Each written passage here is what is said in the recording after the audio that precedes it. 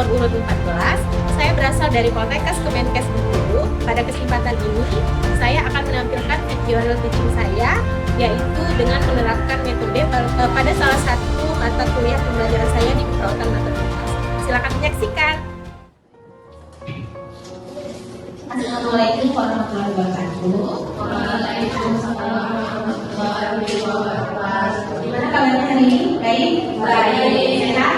Sehat. Baik. Minggu yang lalu kita sudah diskusi kelompok ya terkait alat kontrasepsi secara umum. Nah, hari ini saya akan membahas lagi lebih detail kepada rekan-rekan sekalian terkait apa sih jenis alat kontrasepsi yang bisa digunakan pada wanita ataupun pasangan usia subur ya. Baik, sebelum kita mulai, kita presensi dulu. Silakan masing-masing rekan untuk scan barcode absensi untuk hari ini. Saya kasih waktu lebih kurang 1 menit. Silakan.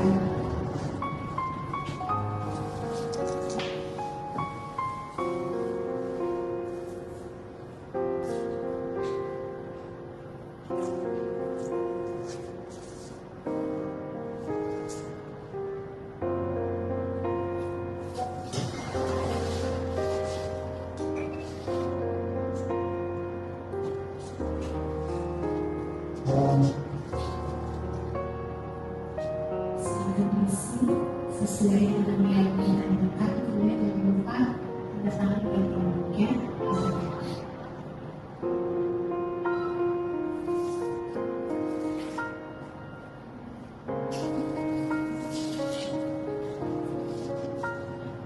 Sudah ya. Baik. Sekarang karena sebelumnya pemberian alat kontrasepsi atau penggunaan alat kontrasepsi ini minggu lalu sudah kita bahas secara kelompok. Hari ini saya ingin melakukan kembali terkait jenis alat kontrasepsi yang bisa digunakan untuk pasangan usia subur. Nah, untuk itu hari ini saya akan mengadakan pretest kurang lebih 5-7 menit. Silakan masing-masing dari mahasiswa-mahasiswi sekalian untuk scan barcode untuk mengikuti pretest lebih kurang 5-7 menit. Kita silakan ya.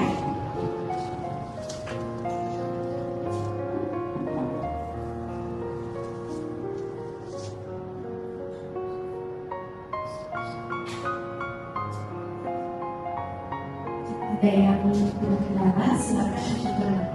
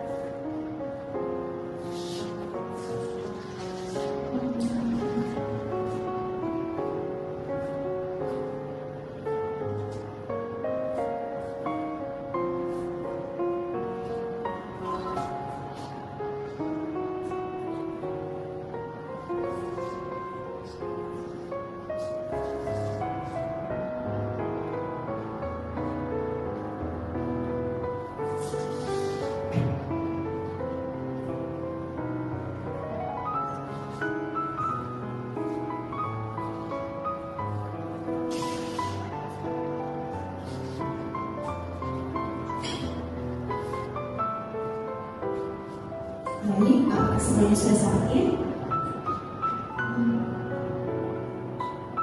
Belum ya?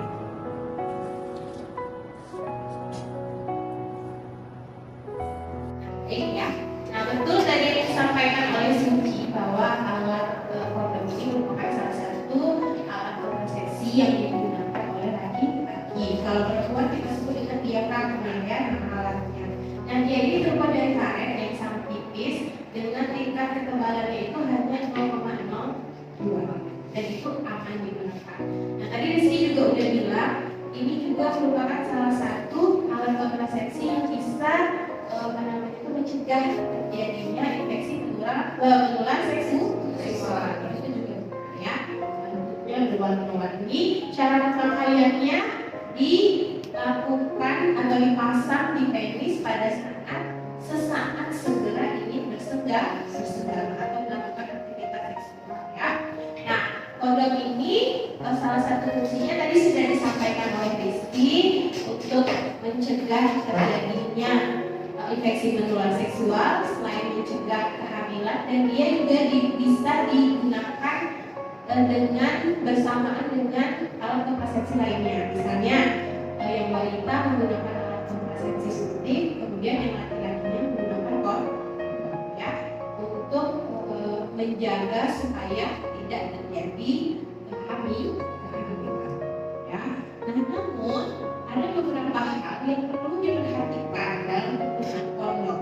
Yang pertama adalah selain cara penggunaan yang tepat, yang kedua adalah kita harus memperhatikan tanggal kadaluarsa dalam penggunaannya ya. Dan selain itu penggunaannya itu hanya satu kali, disposable ya. Kemudian tidak boleh disimpan di tempat yang panas ya, karena dia terbuat dari karet ya. Kemudian yang terakhir adalah tidak menggunakan baby oil pada saat menggunakan kondom sebagai pelumas. Karena kalau misalkan kita lihat kondom itu sebetulnya sudah ada pelumasnya ya, sehingga dia harus dimasukkan ke dalam tempat penyimpanan yang suhunya adalah suhu ruang ya. Jadi jangan disuguhi ya. Sampai di sini ada yang mau ditanyakan ya? Sudah. Nah, kemudian kita masuk ke spermisida. Ada yang ingat tentang spermisida? Spermisida ini bentuk alat kontrasepsi yang ada yang berbentuk gel, ada yang berbentuk salep ya. Dia diberikan di di bagian mulut rahim. Fungsinya untuk apa?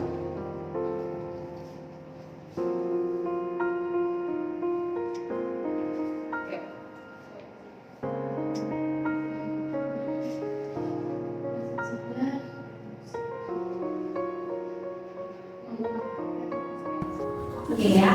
Jadi ya, spermisida ini bentuknya ada bermacam-macam. Ada yang berbentuk jelly, ada yang berbentuk krim, ada juga yang berbentuk foam atau busa. Kemudian ada yang berbentuk suppositoria. Sudah tahu kan? Sudah pernah dimas ya? Sudah pernah lihat obat yang bentuknya suppositoria yang seperti dimasukkan ke dalam anus ya. Kemudian ada yang soluble atau dissolvable film. Itu bentuknya seperti, pernah lihat perawatan luka? Nah, jadi ada foam kan yang ditempelkan untuk menyerap pus atau nanah. Nah, itu ada juga yang bentuknya seperti itu ya. Nah, paham sampai di situ? Ya, tadi kita sudah bicara tentang apa aja? Kondom, kemudian ya. Kalau kondom dia ada fisiknya, ada bentuknya sama, spermisida juga ada fisiknya, cuma dia berbentuk karet. Kalau yang kondom, kalau spermisida dia berbentuk foam atau jelly. Ada juga yang suppositoria ya. Nah, ini adalah implan. Nah, kalau kondom dengan spermisida itu konsep alat kontrasepsinya kita katakan jangka pendek. Karena kalau kayak kondom itu dia sifatnya disposable, sudah dipakai terus dibuang, kan? Nah, begitu juga spermisida tadi, maksimal penggunaannya hanya 1 sampai 2 jam efektivitasnya. Nah, artinya itu adalah alat kontrasepsi yang jangka pendek. Nah, kalau implan ini masuk ke kategori alat kontrasepsi yang jangka panjang, ya. Nah, kalau jangka panjang artinya bisa digunakan bertahun-tahun, ya. Implan itu yang terbaru ada yang bisa sampai 8 tahun, ya. Jadi ada yang 5 tahun sampai dengan 8 tahun. Nah, implan ini bentuknya kalau kita lihat ya, bentuknya adalah kontrasepsi yang hormonal sifatnya. Ada juga yang non hormonal. bedanya kalau dia hormonal, dia nanti ada tembaga ya di iklannya. Kalau dia non hormonal, dia hanya seperti plastik biasa. Non hormonal efektivitasnya biasanya 3 sampai 5 tahun. Kalau yang hormonal biasanya bisa sampai 8 tahun. Ya. Nah, untuk yang jangka panjang ini efektivitasnya lebih lama. Ya. Kemudian tingkat efektivitas kegagalannya itu hanya 0,2%. Jadi pernah dilakukan penelitian dari 100 orang ibu yang menggunakan ya implan ini, hanya 1 orang yang mengalami kehamilan. Berarti tingkat kegagalannya itu hanya 0,2%. Ya, sehingga dia sangat efektif sebetulnya diberikan untuk wanita usia subur. Siapa yang menggunakan implan? Laki-laki atau perempuan? Ya, ini ibu-ibu yang wanita usia subur. Ya, jadi ada implan, ada implan. Ya, implan itu dia bentuknya yang tadi saya bilang, dia sifatnya non hormonal. Jadi bentuknya itu hanya seperti plastik yang putih. Tapi kalau dia hormonal, dia ada tembaga. Ya, itu saja yang membedakan. Apakah sudah praktek cara pemasangan implan? Belum ya. Nah, jadi bagaimana cara kerja implan? Ini saya tanya.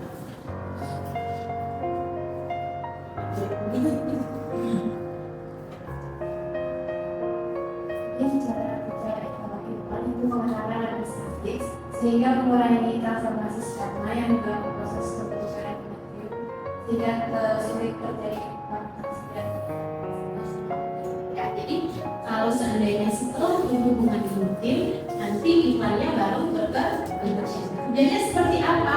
Maka pengentalan hidroserviknya menjadi lebih kental sehingga produksi keputihannya jadi lebih banyak. Makanya nanti kalau praktek di puskesmas tiba-tiba ada puskesmas yang konsultasi misalnya tentang kenapa ya saya baru pasang implan tapi kurang 1 tahun tapi keputihan saya banyak. Nah, sebetulnya kita bisa memberikan edukasinya seperti ini. Bahwasanya memang cara kerja implan itu ya dia mengentalkan septic ya, jadi keputihannya jadi lebih banyak. Sehingga apa yang harus dilakukan wanita usia subur? Dia harus menjaga keinginan higienisnya ya. Misalkan namanya itu bisa menggunakan pempilinas, kemudian mungkin setiap 4 bulan sekali dia bisa ganti celana dan ya untuk menghindari keputihan yang sifatnya patologis ya. Baik, sampai di sini ada yang mau ditanyakan? Ya, nah, sekarang tempat pemasangan implan ya. Jadi dia dipasang di bawah lengan ya. Biasanya nanti pada saat pemasangan perawat maternitas atau bidan ibu dari kedua tangan ini mana yang lebih pasif dan mana yang lebih aktif bekerja. Misalnya kayak kan yang kiri, jadi yang aktif bekerja tangan kiri, yang pasif adalah tangan kanan. Nah, kalau kalian yang biasa bekerja di tangan kanan, artinya yang pasif adalah tangan kiri. Nah, sekarang saya tanya, implannya dipasang yang di tangan yang aktif atau yang pasif? Pasif yang pergerakannya lebih sedikit minimal supaya tidak terjadi pergeseran ya. Jadi kita tanyakan dulu ya. Jadi karena pernah sering terjadi itu mengalami pergeseran ya. Nah, artinya implan ini tidak efektif diberikan pada wanita usia subur dengan pekerjaan yang berat ya. Misalnya dia bekerja di tempat toko roti yang memang tak harus tangan kiri dan kanannya aktif ya. Misalnya ini megang ngambil kue gitu kan. Yang ini nanti harus cepet-cepet ya. Itu makanya kita harus kaji dulu nih pekerjaannya apa sehingga kita bisa merekomendasikan kira-kira apa sih alat kontrasepsi yang cocok untuk pasangan usia subur ya. Nah, keuntungannya apa? Tadi kalau kita sudah kegagalannya hanya 0,2 dari 100 ya wanita usia subur yang menggunakan implan yang mengalami kebobolan hanya satu. Yang artinya dia efektif untuk digunakan dalam jangka waktu yang lama. Kemudian apalagi ya, kalau seandainya kita punya rencana nih pengen menambah potongan lagi, maka pengembalian tingkat kesuburannya ya, pengaturan hormonnya juga cepat ya. Sampai di sini ada yang mau ditanyakan? Ada? Ada? Mas ya? Oke. Nah sekarang kita lihat tentang kerugian implan. Tadi kita bicara tentang cara kerja implan. Kerugiannya apa? Kerugiannya. Jadi kita bicara nih, cara kerjanya salah satunya dia menggunakan sel ekservis sehingga kerugiannya apa?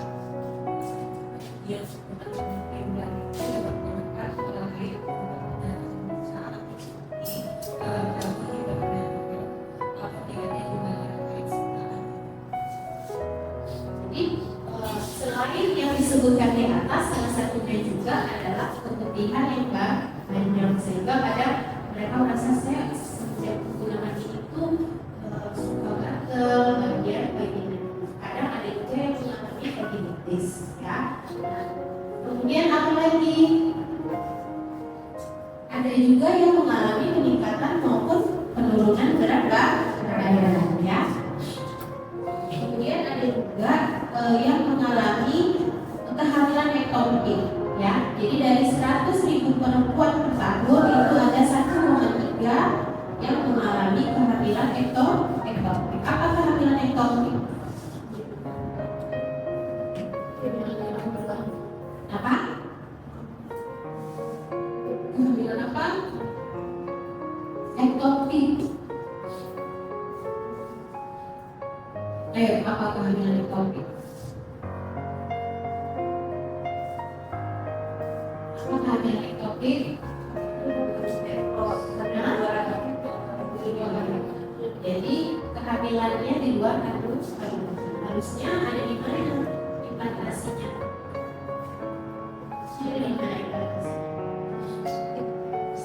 Uterus. Nah ini dia tumbuh di luar uterus ya. Kalau pertemuannya di mana? Zigot sama sel telur di luar ya.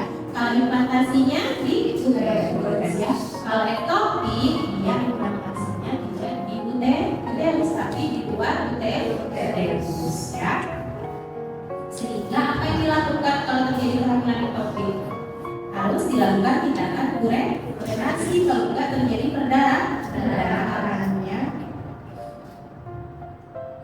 Nah kita lihat apa saja kontraindikasi untuk KB implan. Yang pertama adalah ibu hamil. Jadi kita harus memastikan bahwa ibu usia subur yang datang ingin memasang implan ini tidak sedang dalam kondisi hamil ya.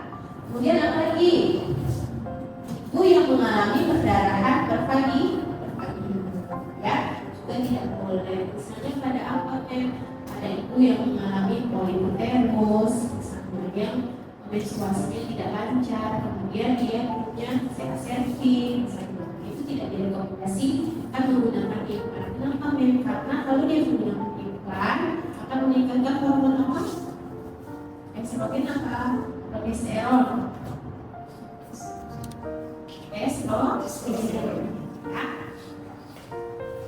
Ya, sampai di sini ada yang mau ditanyakan? Tidak? Lanjut kita. Nah, efek sampingnya ya, amenore apa amenore? Tidak, menstruasi, perdarahannya hanya ringan, kemudian infeksi pada daerah insersi ya, pada daerah tangan yang insersi. Kemudian bisa mengalami peningkatan berat badan yang naik atau turun. Kemudian kapan kita mengevaluasi pemasangan dari implan ini? Ya minimal Setelah pemasangan itu setiap 1 bulan selama 3 bulan berturut-turut kita melakukan pemeriksaan ya, kemudian baru evaluasi per 3 bulan selama 2 kali, kemudian baru evaluasi per 6 bulan ya. Nah selain itu ada juga yang kita sebut dengan alat kontrasepsi IUD. Nah apa alat kontrasepsi IUD? IUD diletakkan di mana?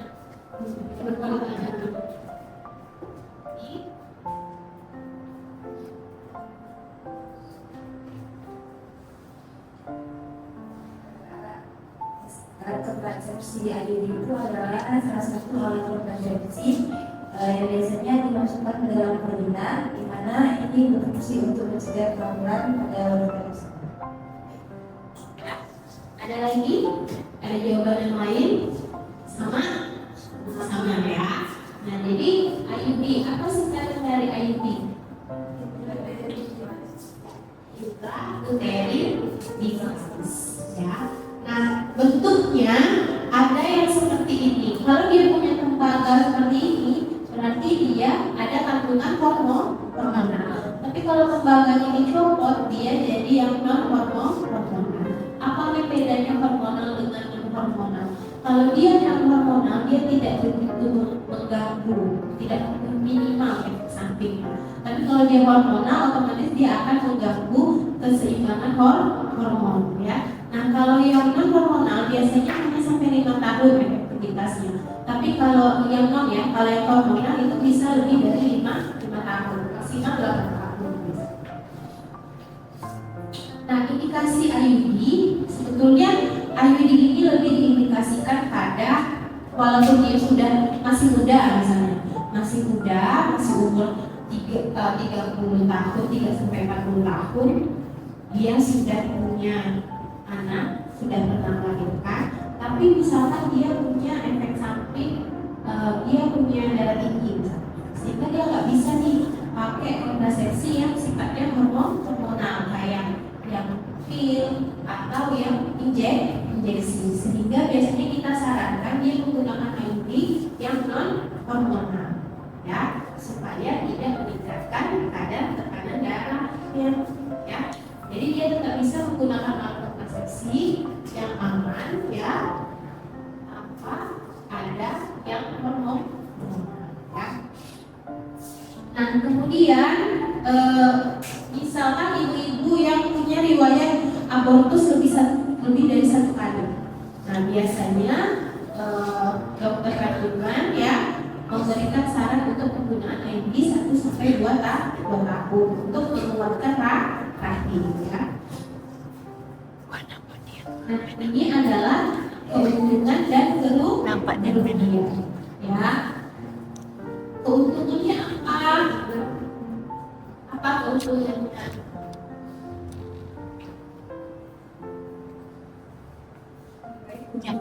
Keuntungan yang pertama adalah efektif dengan proteksi jangka panjang, yang kedua tidak mengganggu hubungan suami istri, yang ketiga adalah tidak berpengaruh terhadap fungsi. Berarti kalau seandainya ibu yang postpartum yang masih pemberian ASI eksklusif untuk anaknya, efektif juga diberikan IUD yang sifatnya non hormonal ya. Nah kerugiannya apa? Ya, jadi itu hypertrophy, permintaan dari saraf, peningkatan resiko infeksi radang paru, IUD terlepas keluar, perforasi uterus, usus dan kantong. Karena IUD ini dipasang di dalam mulut rahim, maka yang sering menjadi masalah biasanya adalah posisi. Nah, kalau ibu-ibu usia subur yang menggunakan IUD, biasanya keluhannya itu adalah menstruasinya deras. Ya, jadi menstruasinya jauh lebih banyak dibandingkan sebelum dia menggunakan IUD. Nah, masalah yang kedua, karena derasnya menstruasi sehingga posisi IUD jadi bermasalah nih. Kadang pernah ada yang terlepas sampai saking derasnya, ya, saking derasnya menstruasi, IUD-nya kadang terlepas. nafas. Jangan pakai benang di ujungnya. Jadi karena benangnya itu keluar di luar vagina sehingga pada saat duduk terasa nggak nyaman. Nah itu biasanya keluhan dalam penggunaan IUD. Kemudian keluhan saat berhubungan seksual. Biasanya pada wanitanya tidak punya keluhan pada saat melakukan aktivitas seksual. Biasanya pada laki-laki. Karena kenapa kok jadi bermasalah? Karena di ujungnya itu talinya itu seperti nilon. Jadi kan tajam ya. Jadi ketika melakukan hubungan seksual, dia bisa menyentuh gland pelvis, ya sehingga terasa sakit pada saat melakukan aktivitas seksual. Biasanya permasalahannya itu. Kemudian apa yang harus dilakukan jika terjadi masalah dalam hubungan seksual dalam penggunaan IUD?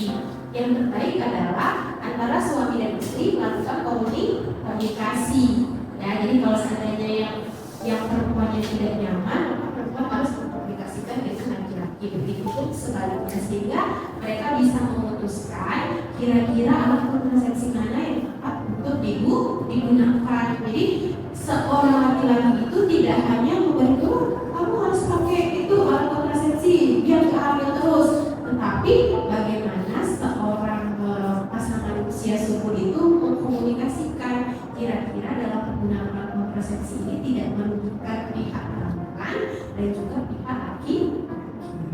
Oh saya nggak mau pakai IUD, saya nggak nyaman saat melakukan aktivitas seksual, misalnya seperti itu ya. Tetapi ketika perempuan tidak menggunakan IUD, dia menggunakan suntik misalnya, tiba-tiba dia sering merasa lupa, kepalanya pusing, kemudian mengalami bintik-bintik hitam pada kulit, kemudian mengalami obesitas. Akhirnya kan yang perempuannya juga menjadi tidak nyaman. Jadi itulah untuk komunikasi antara suami dan istri dalam penentuan alat kontrasepsi yang tepat. Ya. Jadi apa yang tepat? Kalau misalkan lebih nyaman menggunakan kondom, boleh menggunakan kondom. Sehingga yang perempuannya dia bisa menggunakan alat kontrasepsi atau bisa menggunakan kombinasi alat kontrasepsi kondom dengan skinny fingering. Misalnya seperti itu ya.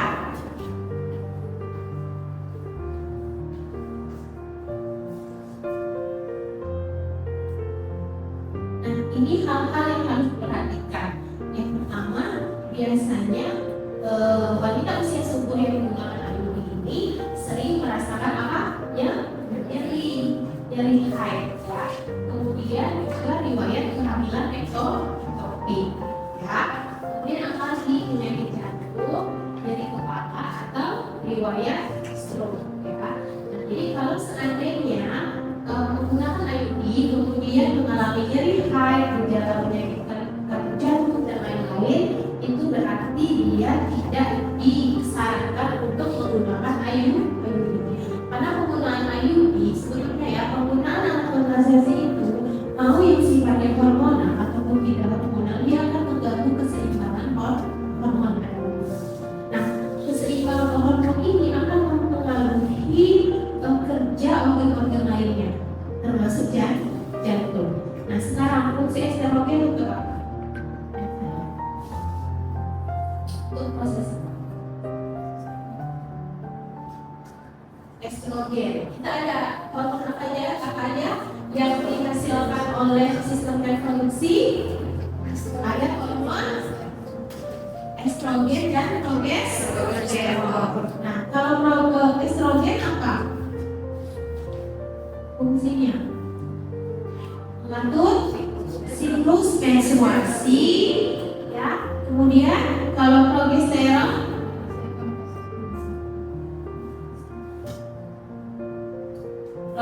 untuk apa? Untuk kekebalan lapisan dinding rahim. Jadi mempersiapkan kehamilan. Itu adalah fungsi progesteron. Sementara estrogen dia adalah mengatur siklus menstruasi. Makanya semua alat kontrasepsi itu yang dia tingkatkan adalah estrogennya, bukan progesteronnya, ya. Sehingga nanti dia akan mempengaruhi siklus menstruasi. Misalnya apa Mem? Misalnya kalau sudah 1 bulan, biasanya menstruasinya tetap lancar, tapi sedikit. Artinya dia waktu lalu bukan. Nah kemudian seperti Ayuni tadi, dia tetap lancar setiap bulan menstruasinya, tapi dia menjadi lebih deras. Itu salah satu ya. Jadi yang meningkat itu bukan progesteronnya, tapi estrogen ya. Nah ketika terjadi perubahan hormon estrogen ya, ketika terjadi peningkatan hormon estrogen, maka dia akan mempengaruhi apa? Organ apa? Organ apa tidak? Siklus menstruasi. Ingat, siklus menstruasi itu dia mengaturnya organ apa saja?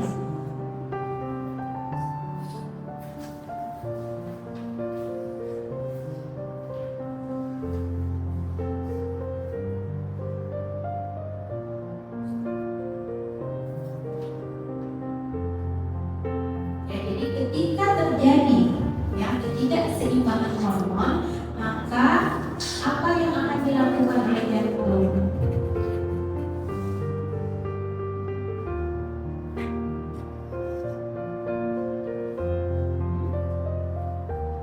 Apa yang akan dilakukan oleh jantung? Nah, atau gini, saya kasih analogi ya. Ketika kalian menstruasi, katakanlah hari pertama, apa yang kalian rasakan? Nyeri, nyeri pinggang, sakit kepala, terus pengen marah-marah, ya kan? Terus pasti pada saat kita menstruasi itu kita tuh swing kan, berubah. Yang tadinya apa pencicilan jadi nggak bisa diapa-apain gitu kan? Kalau saya kontraksi ibu itu kesimpulan, berarti organ apa di situ yang bermain?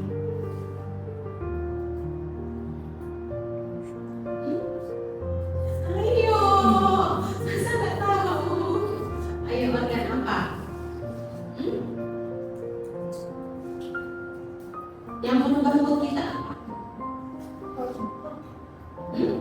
Ya hormon, karena kan meningkat tadi, meningkat ya, hormonnya meningkat ya kan. Nah kemudian organ apa nih yang turut serta dalam peningkatan ini selain sistem reproduksi, sehingga nanti hasilnya itu kita suka marah-marah, misalnya pada saat kita menstruasi kan. Kemudian kita mudah tersinggung, terus pengen di kamar aja rasanya, pengen rebahan aja, malesan aja. Jadi organ apa di situ yang berpengaruh?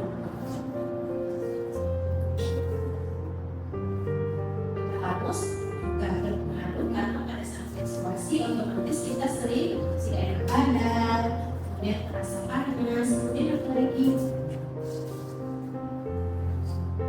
Ayo lagi kecil, kira-kira cil apa? Ais. Kita suka marah-marah, suka bad mood-an pada saat sedang menstruasi. Itu hormon apa? Hormon apa? Organ apa? Kelenjar apa? Dan itu diidentifikasi. Ya, jangan dilupakan. Ya.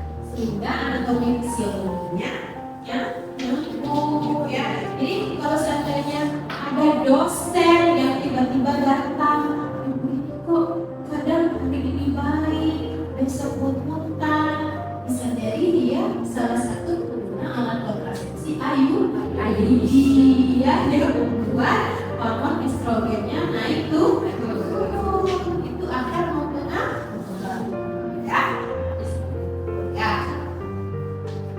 Nah kemudian KB suntik, kira-kira KB suntik ini masuk ke jangka pendek atau jangka panjang? Jangka pendek, karena dia hanya ada 2 pilihan, KB suntik yang 1 bulan dan yang 2 bulan.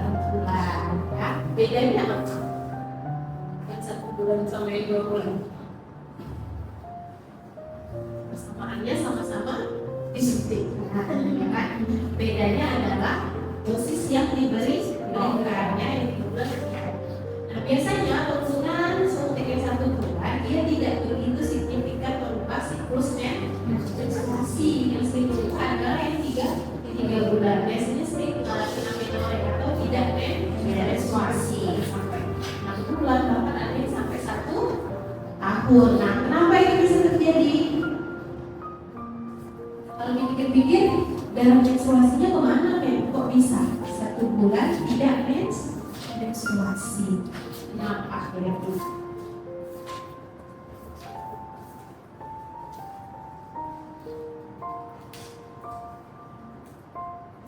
Ini nanti harus itu, makanya kita harus kaji dulu nih pekerjaannya apa, sehingga kita bisa merekomendasikan kira-kira apa sih alat kontrasepsi yang cocok untuk pasangan usia subur, ya. Nah, keuntungannya apa? Tadi kalau kita sudah baca di depan, dia mencegah kehamilan itu tingkat kegagalannya hanya 0,2 dari 100 ya wanita usia subur yang menggunakan obat yang mengalami kebobolan hanya 1. Yang artinya dia efektif untuk digunakan dalam jangka waktu yang lama. Kemudian apalagi ya, kalau seandainya kita punya rencana nih pengen menambah hubungan lagi, maka pengembalian tingkat kesuburannya ya, pengaturan hormonnya juga cepat ya. Sampai di sini ada yang mau tanyakan? Ada? Masih ada? Oke. Nah, sekarang kita lihat tentang kerugian implan. Tadi kita bicara tentang cara kerja implan. Kerugiannya apa? Apa kerugiannya? Tadi kita bicara nih, cara kerjanya salah satunya dia mengentalkan sebagai strategis sehingga kemudian kehidupannya. Kerugiannya apa? Jadi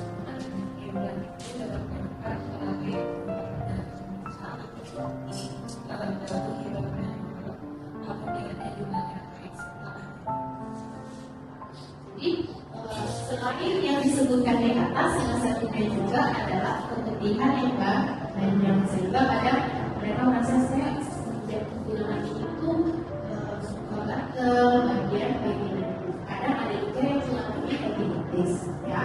Nah, kemudian apa lagi? Ada juga yang mengalami peningkatan maupun penurunan berat badan ya.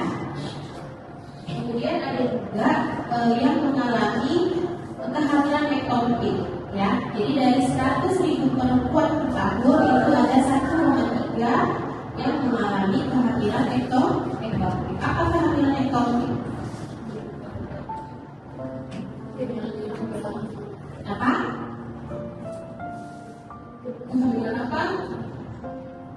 Ektopik. Apa kehamilan ektopik? Apa kehamilan ektopik?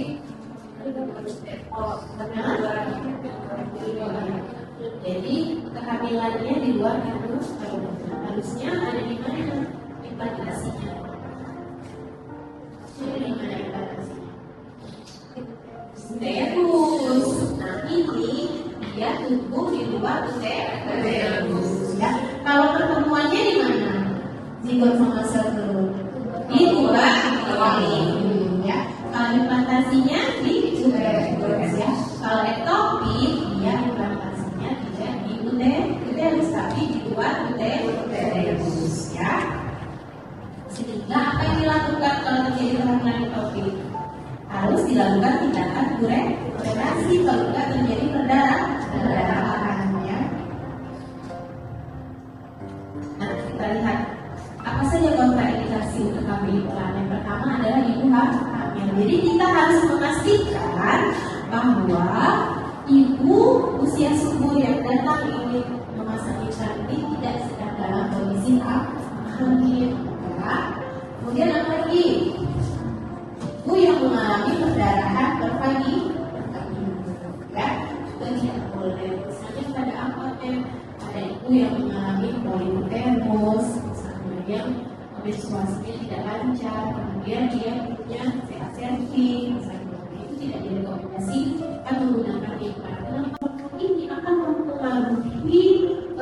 kerja organ-organ lainnya, termasuk jantung.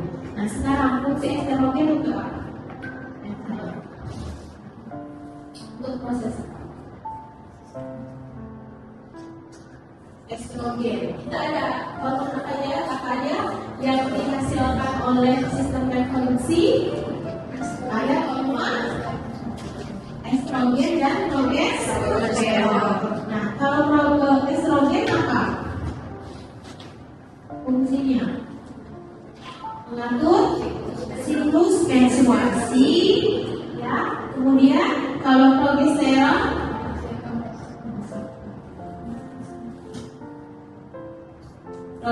untuk apa?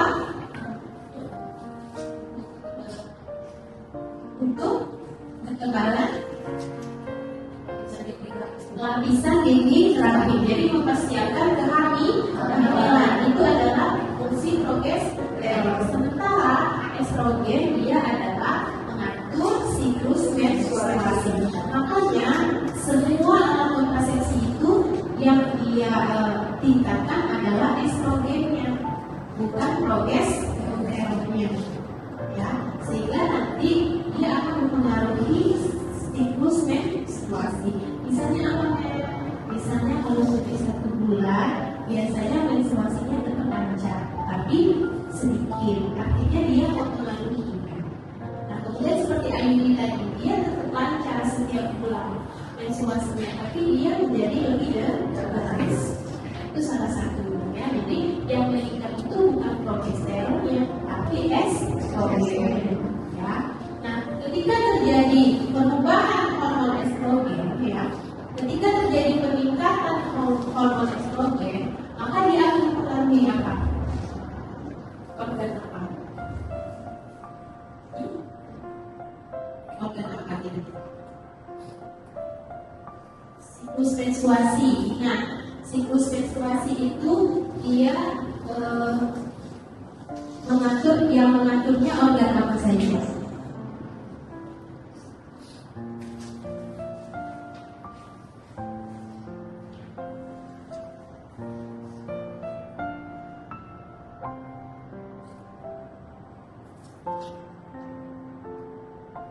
Ya, jadi ketika terjadi ketidakseimbangan hormon, maka apa yang akan dilakukan oleh jantung?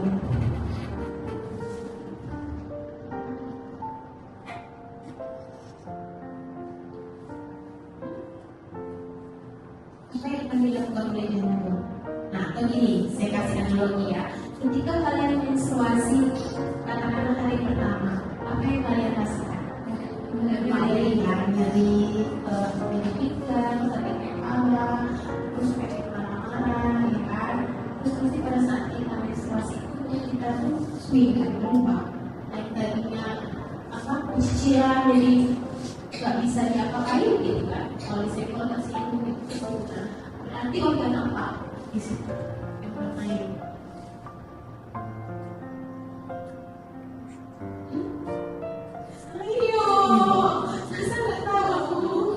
Ayo, organ apa? Yang merubah tubuh kita apa? Ya, karena kan meningkat tadi, meningkat ya, hormonnya meningkat, ya kan?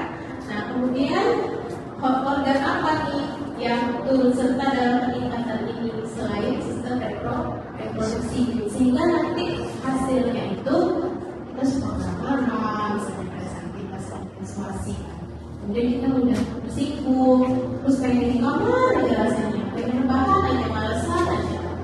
Jadi organ apa di situ yang berpengaruh? Oke, biar nggak bosan, kita masih berdiri dulu. Oke, sedikit sebentar, ya kita bicara sebentar. Kita ikuti gerakannya di depan ya.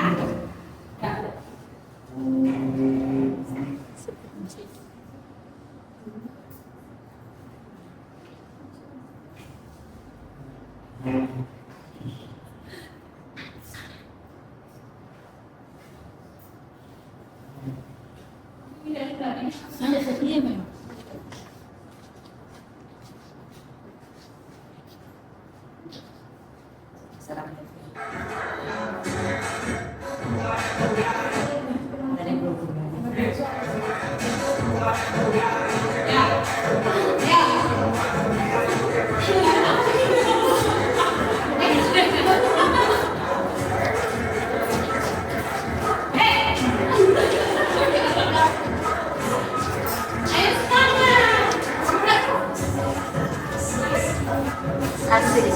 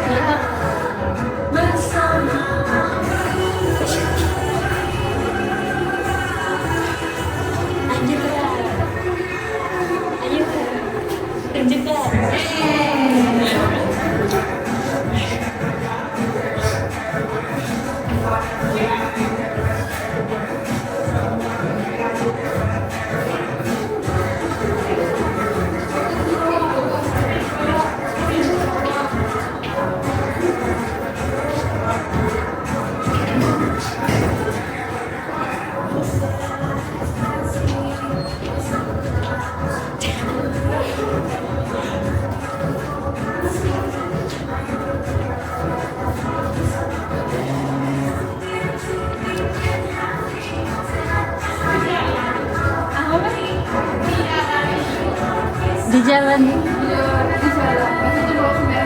Oh.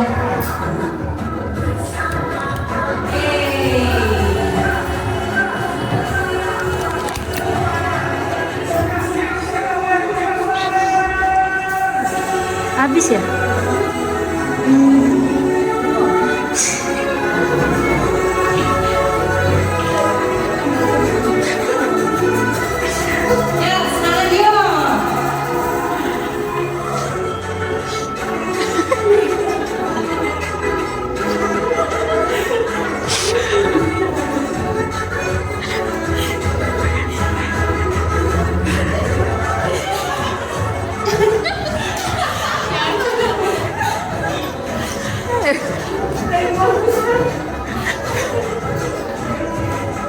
Biar bersih, biar semua badannya.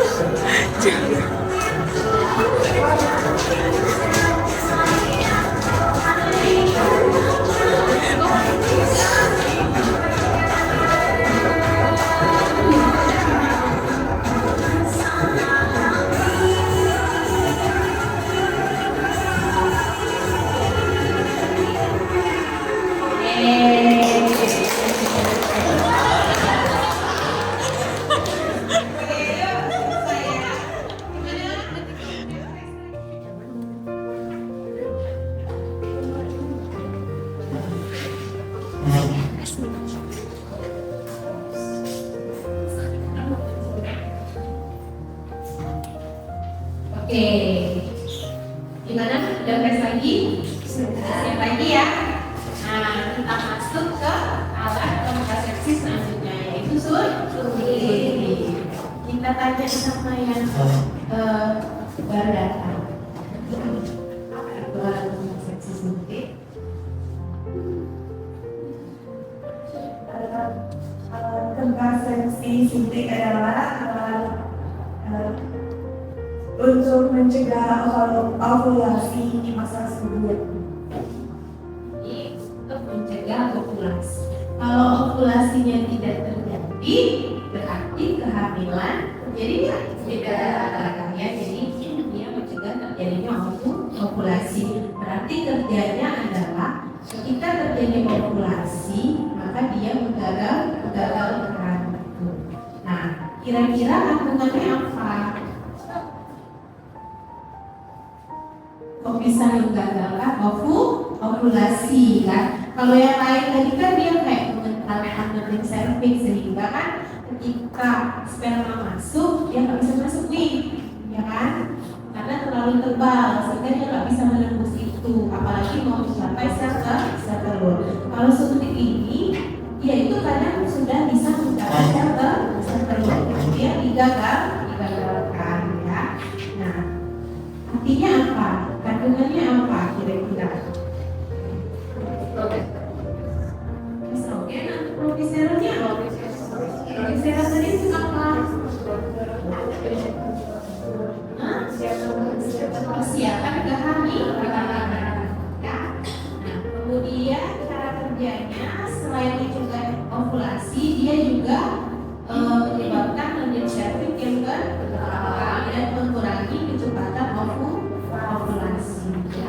Nah, tapi tingkat efektivitasnya tadi kalau yang IUD itu tadi kan 0,2. Kalau ini adalah 0,3.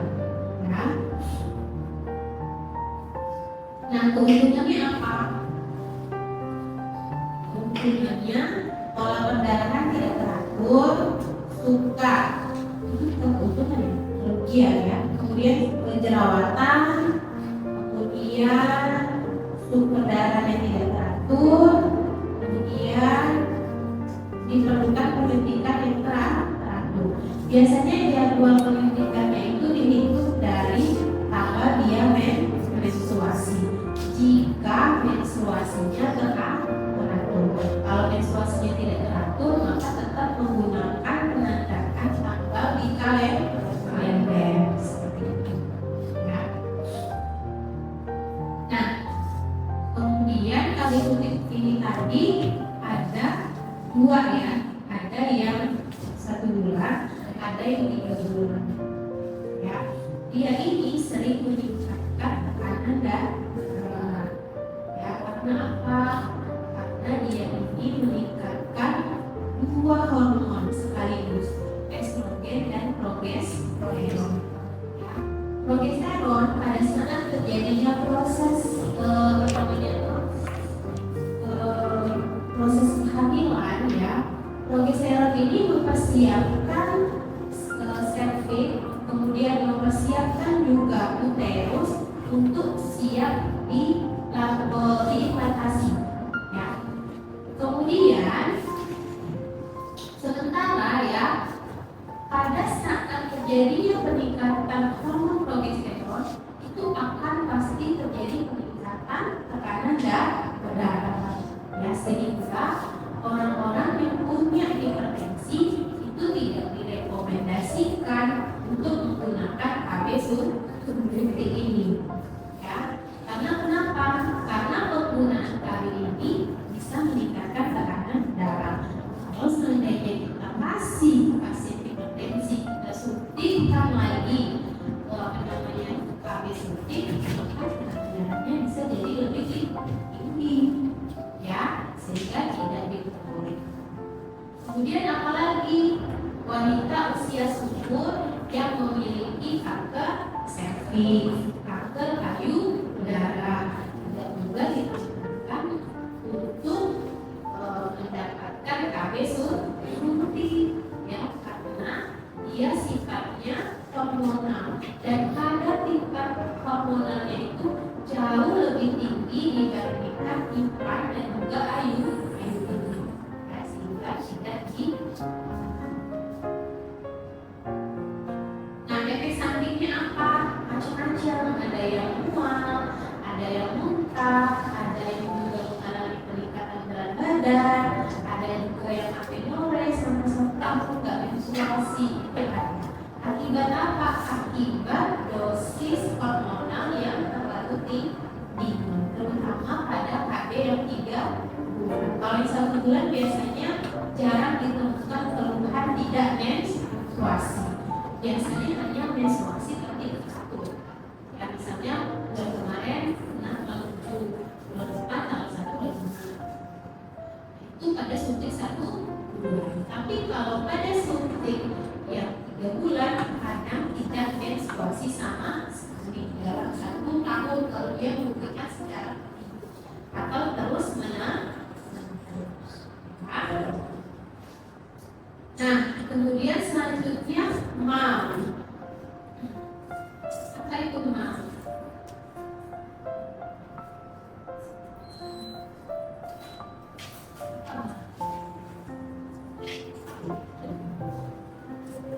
metode adalah asimilasi. Jadi namanya adalah metode amilore berarti tidak menstruasi. Nah, jadi ibu-ibu yang postpartum ya, jika ingin menggunakan KB alami, yang hal ini merupakan KB alami yang bisa diberikan pada ibu yang memberikan ASI eksklusif ke anaknya.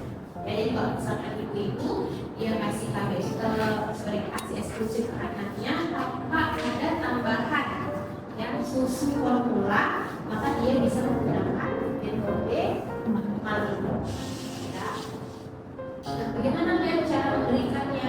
Maka ibunya harus memberikan ASI terus ke anaknya, ya, secara terus menerus, ya. Jadi benar-benar dilakukan pelempetan ASI eksklusif kepada ibu. Jadi setiap 1-2 jam itu dia kasih ASI terus.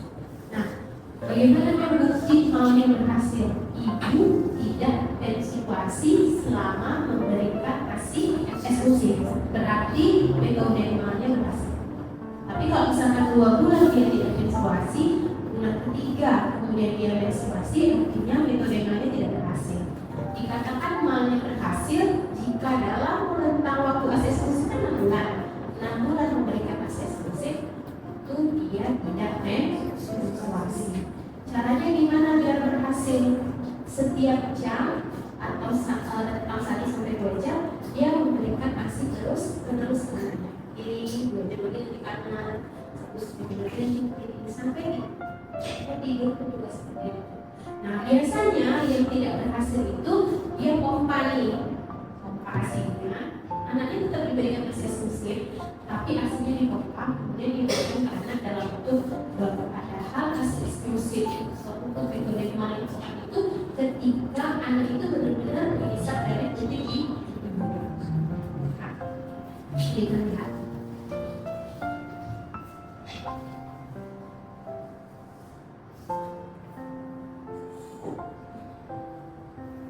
Ya, jadi ini merupakan salah satu metode KB yang alami. Ya, bagaimana kerjanya? Ya, penundaan penekanan ovulasi, ya, penundaan penekanan ovulasi selama masa ovulasi dipengaruhi oleh 2 reseptor, ya, oksitosin dan prolaktin. Ya, yang menghasilkan hormon ini adalah payudara. Jadi ketika mulut bayi menghisap punting ibu, maka oksitosinnya keluar. Nah, ini yang menyebabkan nanti ibu tidak menstruasi, sehingga KB-nya bentuknya alami. Nah, yang sering terjadi kegagalan pada metode mal itu dia pompa, kemudian dia kasih ASI-nya dalam bentuk produk, sehingga oksitosinnya tidak keluar. Ya, kalau misalkan kita pernah praktek pijat oksitosin, bagaimana? Pijatnya di mana? Di bagian belakang, ya. Kemudian kita membiarkan ASI ibu untuk keluarkan untuk merangsang hormon oksitosin. Oksitosin ini sebetulnya ketika dia terangsang maka payudaranya susunya menjadi lebih banyak. Jadi kalau misalkan ibu-ibu misalkan dia lahir yang prima hari postpartum sehingga dia belum punya pengalaman nih, itu kita ajarkan pijat oksitosin. Yang memberikan pijatan siapa? Suami. Karena pijatan tangan suami merangsang oksitosin ibu, ya, sampai dengan nanti melakukan namanya tuh masase payudara juga suami, karena itu bisa merangsang oksitosin. Ya, dia menjadi lebih. Nah, kenapa kita sebagai seorang perawat untuk tahu ilmu edukasi? Karena kita akan temui nanti di praktek keperawatan magang bertingkat kelas. Ya, misalkan untuk ibu-ibu post SC, ya kan? Jangan mau memberikan ASI, bergerak aja dia takut, kiri takut, kanan takut, apalagi dia mau memberikan ASI. Pentingnya kita mengajarkan posisi walaupun kita belum pernah menyusui, kan? Kalian belum pernah menyusui, tapi kalian harus mengajarkan bahwa penting banget posisi pemberian ASI itu terhadap tingkat pelecehan atau kesakitan itu pada saat ini memberikan ASI. Terutama saya, walaupun saya sudah seorang dosen maternitas, tapi ketika saya dihadapkan pada satu kondisi harus memberikan ASI kepada anak, saya jadi bingung. Karena saya tahu konsepnya, tapi ketika saya melakukan praktek itu saya bingung. Ya, jadi memang ketika puting ibu itu lecet, kita jadi takut untuk memberikan ASI kepada anak. Padahal karena posisinya tidak tepat. Ternyata ketika posisi itu tepat, sama sekali tidak ada rasa sakit. Ya, benar-benar nyaman untuk memberikan ASI. Tapi kalau posisinya tidak tepat, itu akan mengakibatkan itu sampai dengan berat.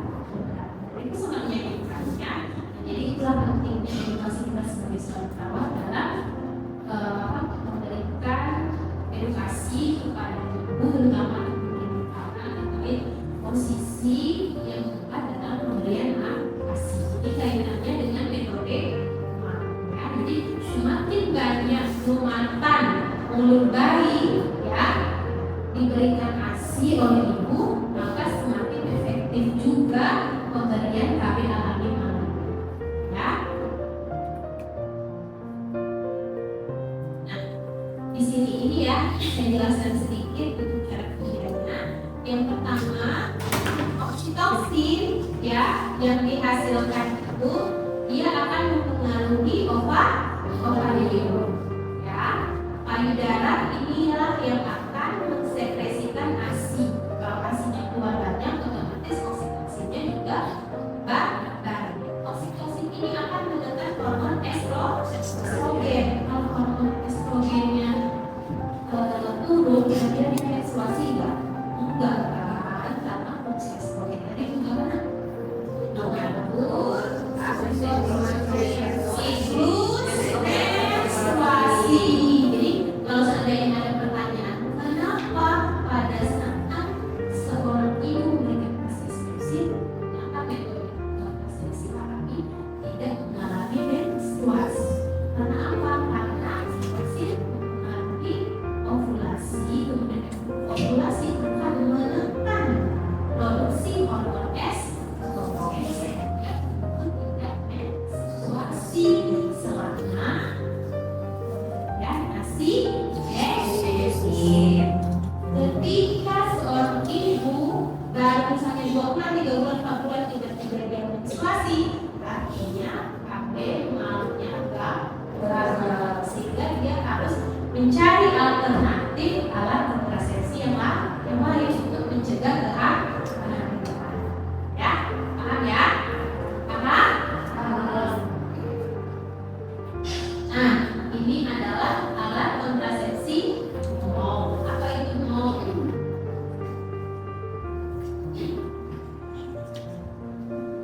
Apa itu MOL? Ya, metode operasi konvensional. Kita pasti sering kan dengan kita praktek di rumah sakit. Saya NCJ kemudian sekalian steril, kan? Biasanya orang medis menyebutnya steril. Jadi steril atau fitobiolog ini ada 2. Yang pertama bisa benar-benar dia memotong. Memotong juga kalau sudah atau sel telur kiri dan kanan dipotong habis. Bisa seperti itu. Bisa juga hanya diikat. Tapi kalau seandainya diikat, itu ada resiko terbunuh. Tapi kalau dipotong tidak mungkin benar-benar. Jadi ada 2 metode. Nah, biasanya direkomendasikan steril ini misalnya ibu-ibu yang punya usia risiko tinggi hamil. Biasanya ibu-ibu di atas usia 35 tahun. Anaknya udah banyak, misalnya usianya juga udah resti. Dan ibunya sejak hamil misalnya sering hipertensi kehamilan. Jadi kalau dia hamil lagi ini beresiko nih, sehingga biasanya dokter memutuskan untuk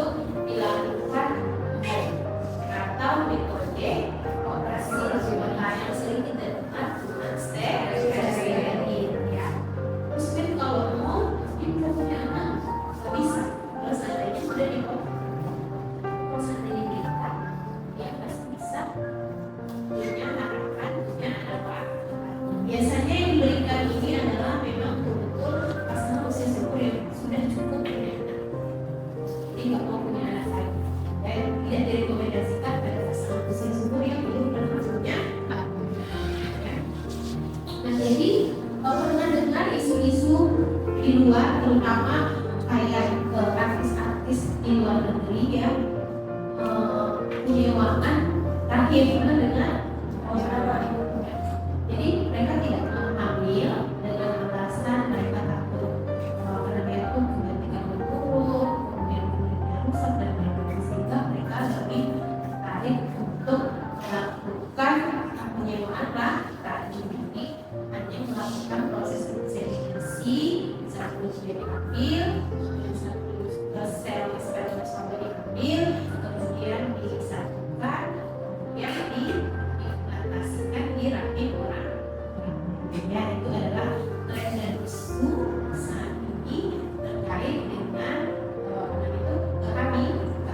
Jadi banyak misalkan artis-artis Hollywood gitu kan, dia pura-pura hamil, padahal dia memang hamil, dia lagi hamil, tapi janinnya ini tadi dititipkan ke rahim orang lain. Ketika orang itu melahirkan, dia itu sangat sering terjadi ya. Nah, ini prosesnya ya. Jadi bisa pemotongan ya, bisa pernikahan ya. Jadi untuk tindakan ini biasanya sesuai dengan keputusan dari suami istri ya, mau tunggalnya dijadikan atau dibongkar.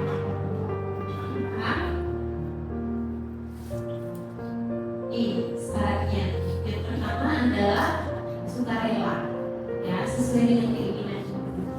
Dan sudah saya sampaikan, misalkan ibu yang punya usia yang resiko tinggi seandainya dia hamil lagi, sehingga mengharuskan ibu untuk melakukan sterilisasi ya. Kemudian medis, dia itu nggak sehat misalnya, sering mengalami hipertensi ya, kemudian dia terikat perkawinannya sah dan harmonis serta sudah mempunyai anak sesuai keinginan. Artinya apa? Anaknya sudah banyak, udah 4, udah 5, jadi udah gak hamil lagi ya, sehingga dia memilih untuk tindakan sterilisasi ya. Nah, indikasinya apa? Boleh nggak KBO ini diberikan pada wanita usia subur yang kurang dari 6 tahun?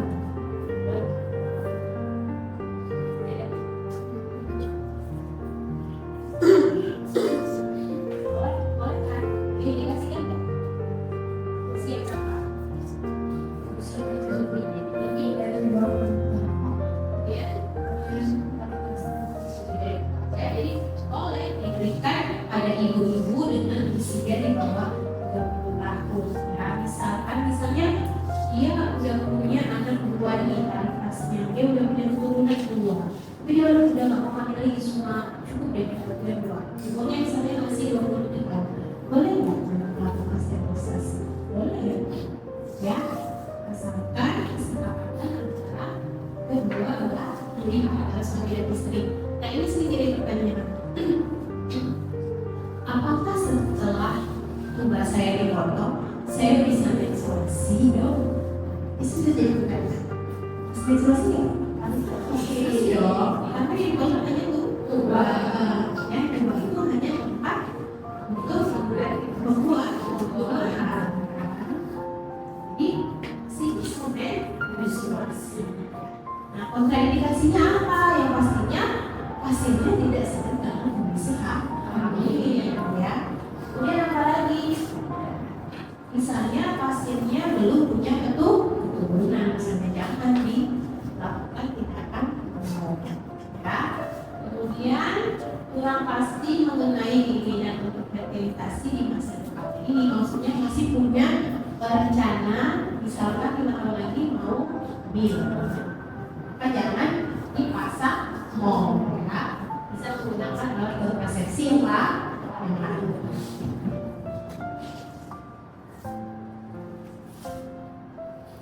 Di alat kontrasepsi darurat atau kondom yang sering kita sebut dengan pil. Sudah ada yang pernah lihat di kami kan? Sudah ada berapa warna? Ini sampai kuning ada yang putih semua, ya kan? Nah seperti itu kan basic, ya kan? Tapi ada juga yang dia 30 biji, terus ada 7 sampai 8 bijinya itu dia beda sendiri, bisa merah, bisa putih. Itu kita sebut dengan pil KB kombinasi. Nah sebetulnya pil KB itu kandungannya adalah kandungan hormon estrogen. Kemudian kenapa yang ada yang warna yang beda? Yang 7 sampai 8 itu beda. Itu hanya vitamin. Itu diminum pada saat menstruasi. Karena pada saat kita menstruasi, ngapain kita minum ya hormonal? Kan kita juga dalam kondisi yang tidak subur. Itu hanya vitamin. Makanya kalau misalnya kita sudah pakai 10 hari dibandingkan kita menstruasi, ya udah kita langsung minum yang tablet salur yang 7 sampai 8 hari. Itu hanya vitamin. Selebihnya adalah estrogen. Ya. Sampai di sini yang ditanyakan. Tapi kalau dia hormonal, otomatis dia akan mengganggu keseimbangan hormon, ya. Nah kalau yang non hormonal biasanya hanya sampai 5 tahun efektivitasnya. Tapi kalau yang non ya, kalau yang hormonal itu bisa lebih dari 5 tahun, maksimal 8 tahun. Nah indikasi IUD, sebetulnya IUD ini lebih diindikasikan pada walaupun dia sudah masih muda misalnya, masih umur 30 tahun, 3 sampai 40 tahun, dia sudah punya anak, sudah pernah melahirkan, tapi misalnya dia punya efek samping, dia punya darah tinggi, sehingga dia nggak bisa nih pakai kontrasepsi yang sifatnya hormonal kayak yang pil atau yang injeksi, sehingga biasanya kita sarankan dia menggunakan IUD yang non hormonal, ya, supaya tidak meningkatkan kadar tekanan darahnya, ya. Jadi dia tetap bisa menggunakan alat kontrasepsi yang aman, ya, tanpa ada yang hormonal, ya. Nah kemudian misalkan ibu-ibu yang punya riwayat abortus lebih dari 1 kali.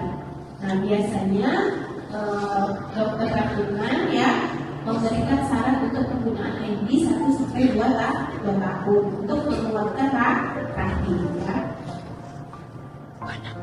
Nah ini adalah keuntungan dan kerugian, ya.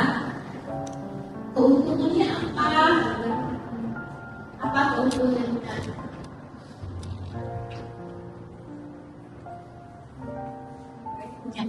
Keuntungan yang pertama adalah efektif dengan proteksi jangka panjang, yang kedua tidak mengganggu hubungan suami, yang ketiga dan tidak berpengaruh terhadap istri.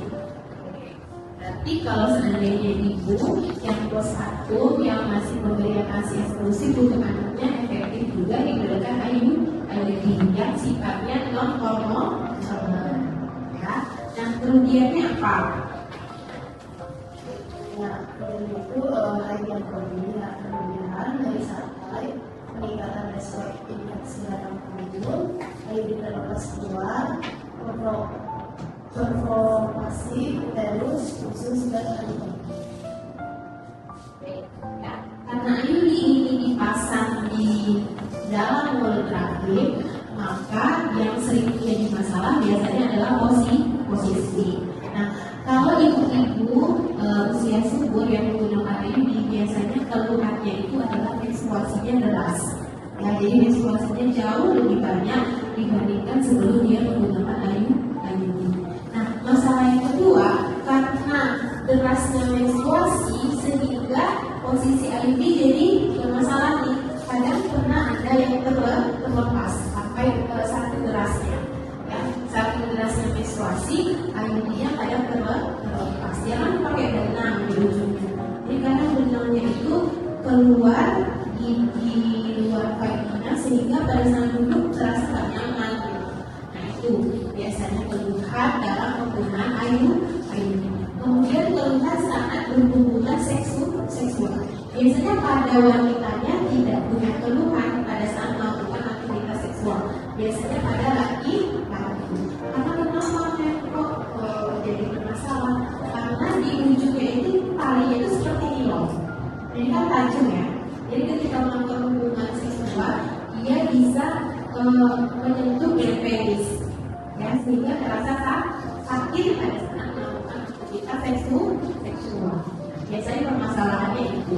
Kemudian apa yang harus dilakukan jika terjadi masalah dalam hubungan seksual dalam penggunaan IUD? Yang terbaik adalah antara suami dan istri melakukan komunikasi. Ya, jadi kalau seandainya yang perempuannya tidak nyaman untuk proses estrogen, kita ada hormon katanya yang dihasilkan oleh sistem reproduksi, ada hormon estrogen dan progesteron. Nah, kalau estrogen apa fungsinya? Mengatur siklus menstruasi, ya. Kemudian kalau progesteron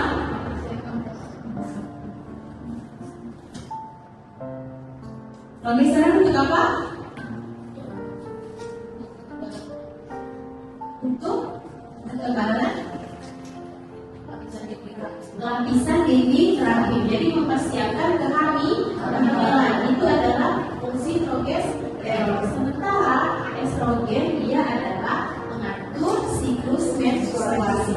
Makanya semua alat kontrasepsi itu yang dia tingkatkan adalah estrogennya, bukan progesteronnya. Ya, sehingga nanti dia akan mempengaruhi siklus menstruasi. Misalnya apa? Misalnya kalau sudah 1 bulan, biasanya menstruasinya tetap lancar, tapi sedikit. Artinya dia mempengaruhi. Artinya seperti IUD tadi, dia tetap lancar setiap bulan menstruasinya, tapi dia menjadi lebih deras. Itu salah satunya. Jadi yang meningkat itu bukan progesteronnya, tapi estrogen. Ya. Nah, ketika terjadi perubahan hormon estrogen, ya, ketika terjadi peningkatan hormon estrogen, maka dia akan mempengaruhi apa? Organ apa? Organ apa jadi? Siklus menstruasi. Nah, siklus menstruasi itu dia mengaturnya organ apa saja?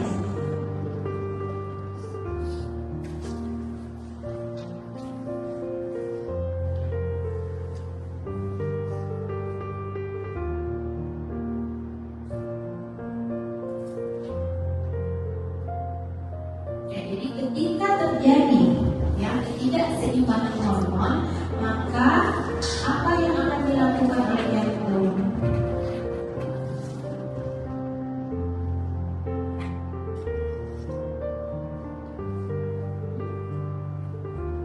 Apa yang akan dilakukan oleh jantung? Nah, begini, saya kasih analogi ya. Ketika kalian menstruasi katakanlah hari pertama, apa yang kalian rasakan? Nyeri, menyakitkan, sakit kepala, terus sakit marah-marah, ya kan? Terus pasti pada saat kita menstruasi itu kita swing kan, berubah. Yang tadinya kucilan jadi nggak bisa diapa-apain gitu kan? Kalau di sekol masih yang nanti organ apa di situ yang bermain?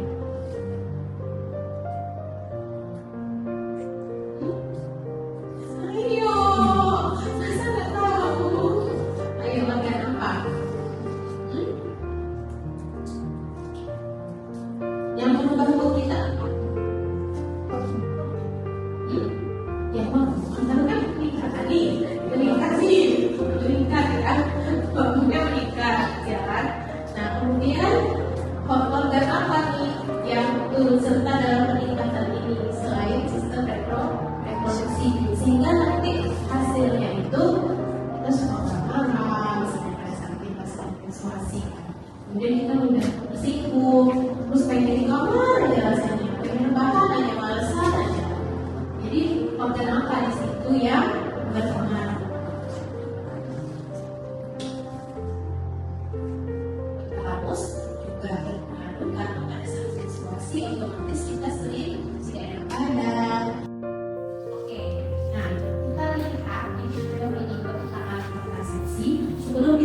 lanjut ke jenis alat kontrasepsi lainnya, kita akan lihat video ini dulu secara bersama-sama. Nanti silakan yang lain komen setelah menonton video ini ya. Dalam meningkatkan akses dan penyelenggaraan pelayanan KB yang berkualitas, BKKBN menjamin ketersediaan alat dan obat kontrasepsi yang dibutuhkan oleh pasangan usia subur.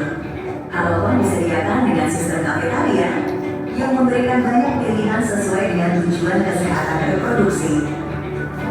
Jenis alat dan obat kontrasepsi yang disediakan meliputi alat kontrasepsi dalam rahim atau AKDR, kontrasepsi implan, kontrasepsi suntik, kontrasepsi pil, dan kondom. Selain itu pula terdapat metode lain yaitu 1. Vasektomi, metode operasi pria atau MOP, 2. Tubektomi, metode operasi wanita atau MOW.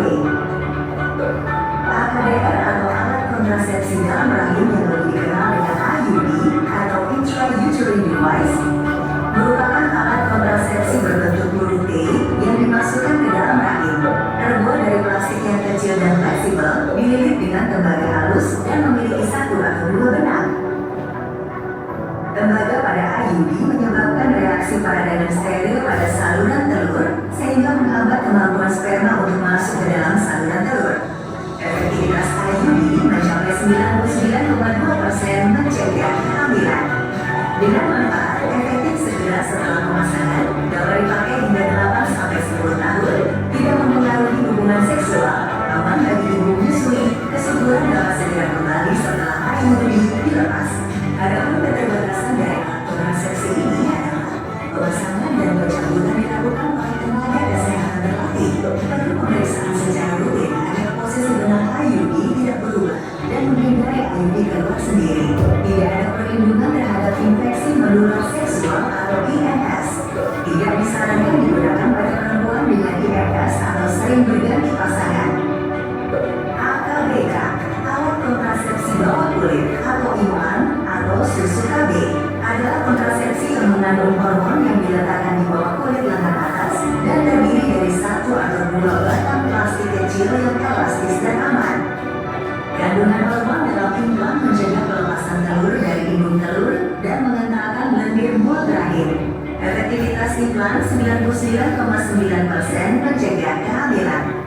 Dengan manfaat, dapat dipakai hingga 3 tahun, tidak mengganggu hubungan seksual, aman bagi ibu menyusui, kesuburan dapat segera kembali setelah implan dilepas, mengurangi nyeri dan jumlah darah haid. Keterbatasan dari implan adalah pemasangan dan pencabutan dilakukan oleh tenaga kesehatan terlatih. Tidak ada perlindungan terhadap infeksi menular seksual atau IMS. Kontrasepsi suntik atau suntik KB. Suntik KB yang disediakan oleh BKKBN terdiri dari 2 jenis, yaitu pertama, suntik KB kombinasi 3 bulanan, kontrasepsi suntik kombinasi. Mengandung 2 hormon yaitu progestin dan estrogen yang bekerja dengan cara mencegah pelepasan telur dari indung telur, mengentalkan lendir mulut rahim, mempengaruhi dinding rahim sehingga mencegah terjadinya kehamilan. Kontrasepsi ini disuntikkan setiap 3 bulan sekali. Efektivitas suntik KB kombinasi 3 bulanan 97% mencegah kehamilan. Memiliki manfaat, tidak berpengaruh pada hubungan suami istri, tidak perlu pemakaian setiap hari. Sedangkan keterbatasan kontrasepsi ini adalah harus dilakukan oleh tenaga kesehatan. Efektivitas tergantung pada kepatuhan peserta KB untuk suntikan bulanan. Pemulihan kesuburan terjadi secara bertahap, rata-rata sekitar 5 bulan, mengurangi produksi ASI. Kedua, suntik KB 3 bulanan kontrasepsi suntik progestin.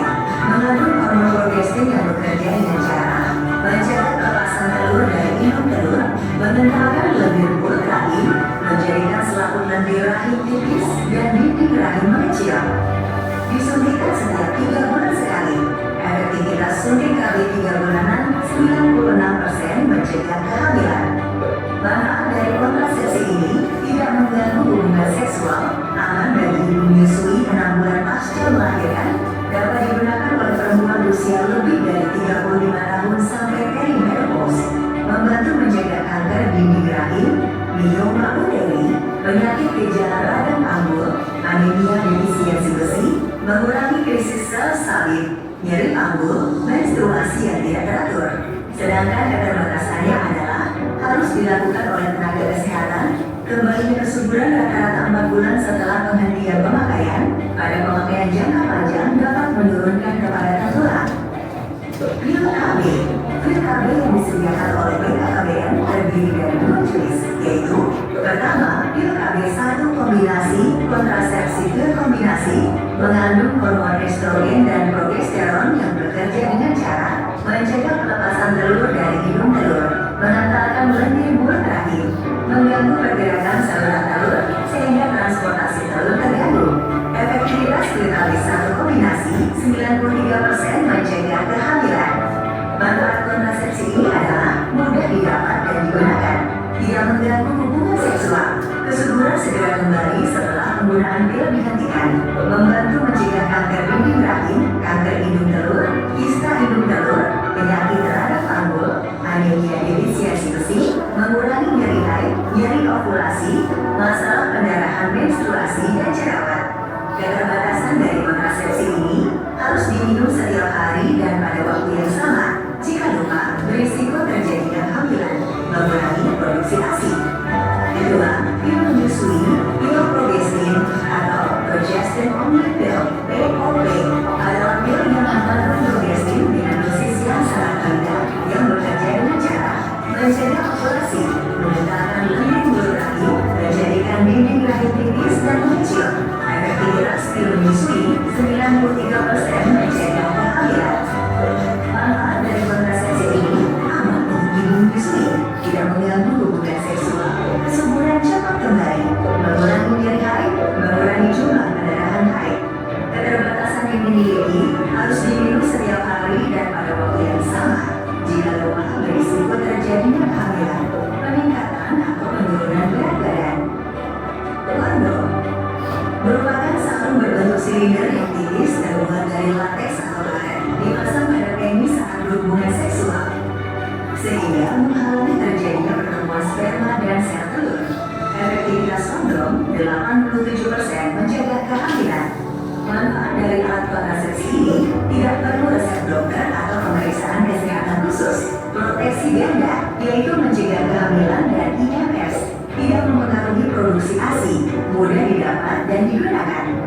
Keterbatasan dari alat kontrasepsi ini, cara dan kedisiplinan dalam penggunaan sangat mempengaruhi keberhasilan kontrasepsi. Memerlukan kerjasama yang baik dengan pasangan, harus selalu tersedia setiap kali berhubungan seksual. Tidak dapat digunakan bagi yang mengikat alergi bahan lateks. Metode operasi pria (MOP) vasektomi merupakan metode kontrasepsi pria bagi pasangan usia subur yang tidak ingin anak lagi. Metode ini adalah tindakan mengikat dan memotong kedua saluran sperma sehingga cairan mani tidak lagi mengandung sperma. Efektivitas MOP 99,8% mencegah kehamilan. Manfaat metode ini adalah aman, sederhana, mudah dan cepat, tidak mempengaruhi kemampuan seksual pria. Dilakukan 1 kali dan efektif dalam jangka panjang. Dilakukan dengan metode operasi tanpa pisau. Keterbatasan dari metode ini adalah dilakukan oleh dokter terlatih. Sesudah operasi masih harus menggunakan kondom atau kontrasepsi lainnya selama 3 bulan atau kurang lebih 20 kali ejakulasi untuk memastikan cairan mani tidak mengandung sperma. Komplikasi minor seperti infeksi, pendarahan, nyeri pasca operasi dapat terjadi pada beberapa individu.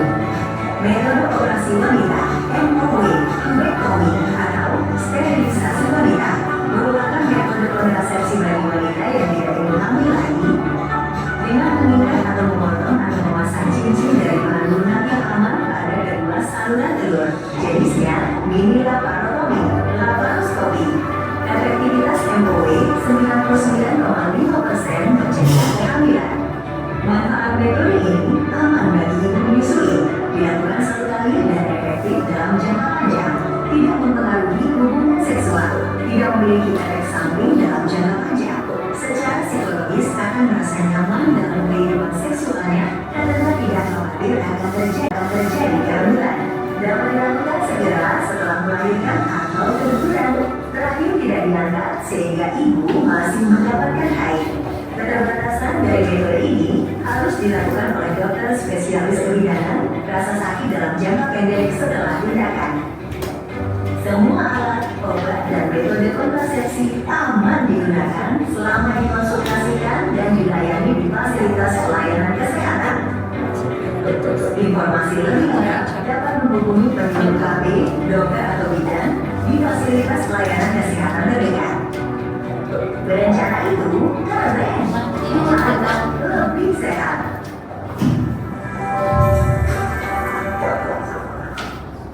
Oke, kita sudah lihat ya video tadi tentang beberapa jenis alat kontrasepsi ya. Nah sekarang saya mau dengar dari setiap kalian memberikan opini kira-kira dari hasil video tadi alat kontrasepsi mana yang menurut kalian itu lebih baik dan alasannya ya. Dimulai dari dia.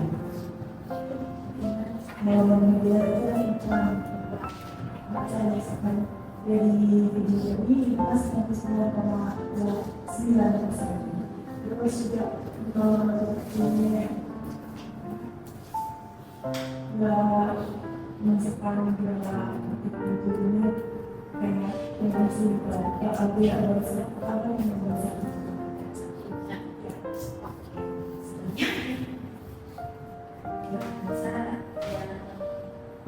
Lebih baik itu iklanan. Alasannya karena tadi kan di video diberikan kalau efektivitasnya sekitar 99%, lalu juga tidak ada pengaruh terhadap kesehatannya, juga tempatnya di bagian tangan, jadi tidak mengganggu saat aktivitas sosial.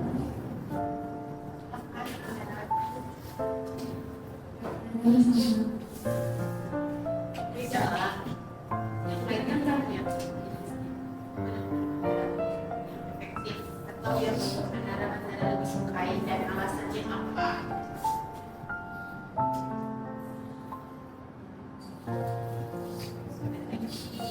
Ada tadi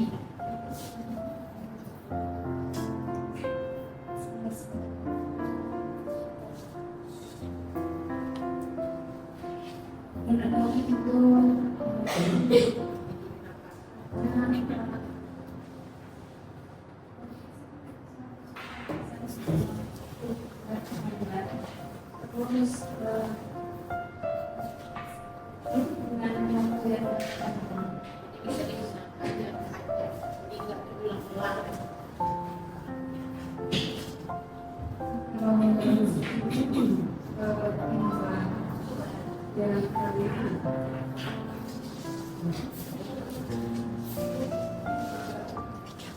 Kalau ini kan dipasangnya di tangan, jadi tidak buat orang Jangan sama ya.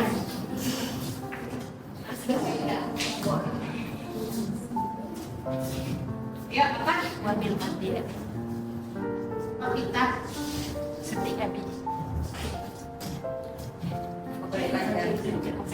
Dia medan. kenapa? Apa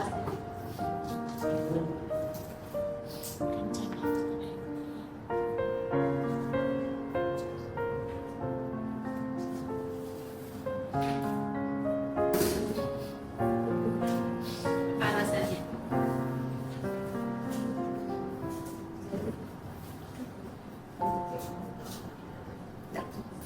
Alasannya kan dia tidak ada situasi lebih nyaman kerja kalau disuntik kan yang 1 bulan apa Kan efektif diberikan terutama pada wanita usia seperti yang sering menstruasinya nggak teratur. Kan tadi kan direkomendasikan untuk suntik 1 bulan. Misalkan alasannya itu. Ya sama. Dua ini. Ya Dua. Intinya kalau konsumsi itu yang lebih bagus sih pada iklan karena kalau berdasarkan dari penelitian yang sudah dilakukan itu 99,9% itu lebih keberhasilannya lebih tinggi daripada yang lain. Tapi kalau untuk kenyamanan atau mungkin memilihkan biaya dan juga tidak memerlukan tenaga medis itu lebih kayak FOW, itu lebih mudah untuk dilakukan dan tidak membutuhkan tenaga medis. Terus kalau implan tadi ya kan, kesimpulannya segera setelah dia dicabut itu cepat kembali gitu kan. Kalau misalkan mau punya rencana kan hanya pekerjaan misalnya dan rencana punya pembangunan. Kalau ini yang paling Tiga ini. Kalau berdiri mungkin akan menjadi implan karena sudah dijelaskan tadi. Sedangkan kalau untuk mengikuti ke kehamilan yang maupun yang darurat kita itu akan menyesuaikan. Menurut saya kalau untuk keluarga yang masih mau punya implan atau ini keluarga tersebut sudah mencukupi anak seperti 1 atau 2 orang anak, anak untuk mencoba FOW atau vasektomi untuk ekonomi karena operasi itu yang aman karena dilakukan oleh ahlinya memang efektif dan bersifat permanen dan salah satu dilakukan pada keluarga yang tidak ingin memiliki anak ini.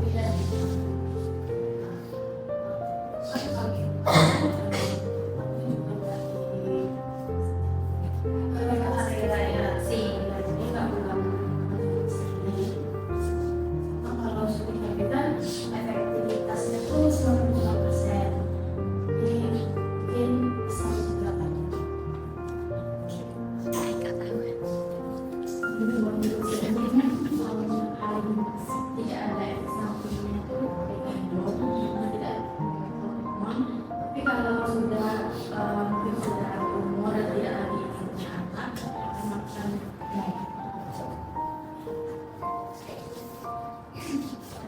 Jelas seperti yang saya bilang kalau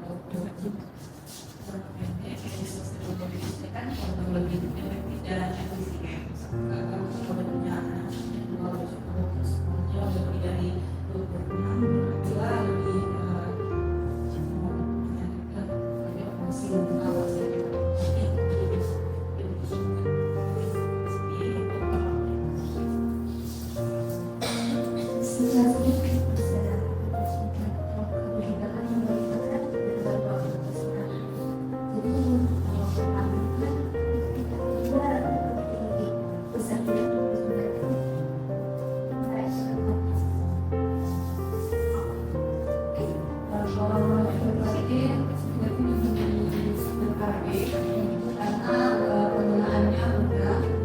juga bisa mengantisipasi asosiasi dan juga bisa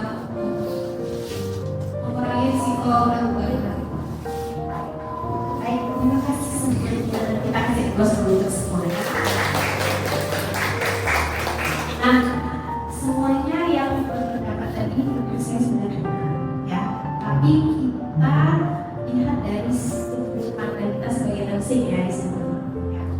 Jadi ketika kita memberikan edukasi tentang alat kontrasepsi, hal pertama yang harus kita kaji adalah yang pertama, ini pasangan usia subur itu usianya usia produktif atau tidak, ya, sehingga kita bisa merekomendasi dia untuk menggunakan alat kontrasepsi atau tidak. Yang kedua, udah punya keturunan belum, ya, udah punya keturunan belum, kemudian tujuannya itu untuk apa? Mau menunda kehamilan atau benar-benar tidak menghadapi hamil, ya, sehingga kita bisa merekomendasikan alat kontrasepsi yang tepat untuk pasangan usia subur. Nah, selain itu adalah kita kaji faktor kesehatan suami dan juga istri, ya, sehingga kita bisa merekomendasikan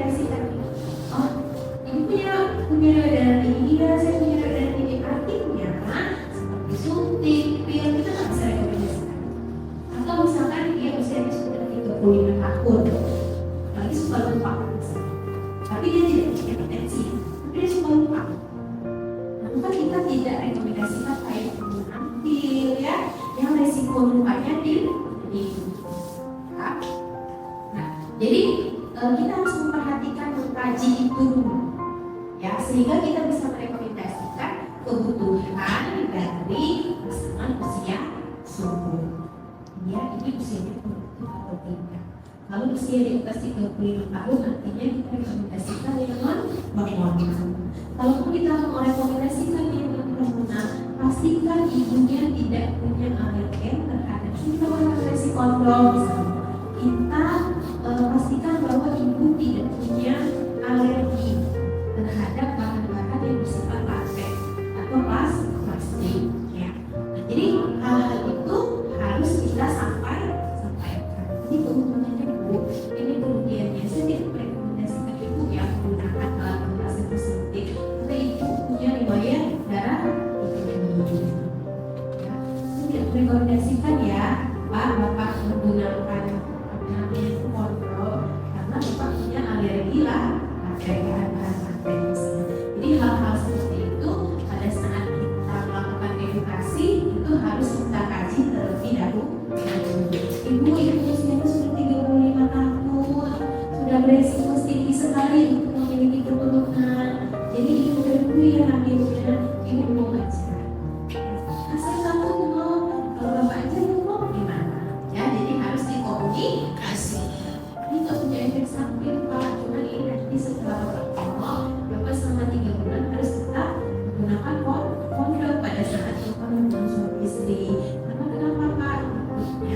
Ibunya belum maksimal, ya, potongan-potongannya itu belum maksimal. Takutnya masih ada kandungan sperma, ya, di airnya hamilnya, sehingga hal tersebut harus kita edukasikan kepada pasien dan juga keluarga. Oke, ini sudah sitting, sudah hampir 100 menit sudah, masih ada sisa 10 menit lagi. Saya ingin menilai lagi post testnya seperti apa. Tadi blik tes dan kartu ilmiahnya itu rata-rata di 60-65. Mudah-mudahan post test ini bisa meningkat, artinya setelah melakukan pembelajaran ini dan oke, kita scan barcode lagi ya. Dan melihat, silakan di scan barcode, diisi lagi post testnya, baca soalnya baik-baik, ya.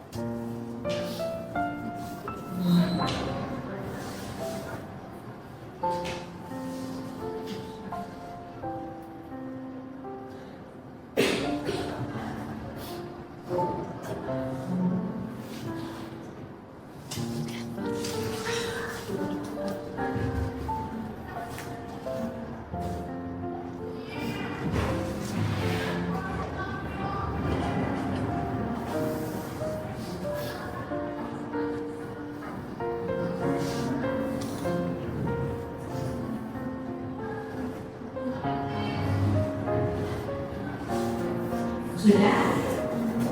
Sudah ya? Jawabannya sudah disubmit dan saya sedang menerima jawabannya. Alhamdulillah, untuk rata-rata prosesnya itu ada di 90, terutama untuk seni. Nah, baik, terima kasih atas perhatiannya semuanya. Materi hari ini silakan nanti diunduh, disiapkan masing-masing materi lintas. Silakan nanti diunduh ya melalui siaran mahasiswa masing-masing. Terima kasih atas semuanya. Mudah-mudahan materi hari ini bisa memberikan peningkatan kemampuan, pengetahuan, kemudian memberikan pengalaman pengajaran yang baik untuk rekan-rekan sekalian. Saya akhiri, wabillahi taufiq wal hidayah. Wassalamualaikum warahmatullahi wabarakatuh. Waalaikumsalam warahmatullahi wabarakatuh. Nah, demikianlah video real teaching saya dengan durasi 100 menit. Saya akan mengucapkan terima kasih kepada instruktur saya, Dr. Iwayan Darmayana MPSI, Ketua Penyelenggara, dan seluruh panitia yang sudah terlibat dalam pelatihan ini. Semoga apa yang didapatkan selama pelatihan ini bisa mengembangkan keahlian dan pengalaman saya dalam mengajar. Saya akhiri, wabillahi taufiq wal hidayah. Wassalamualaikum warahmatullahi wabarakatuh.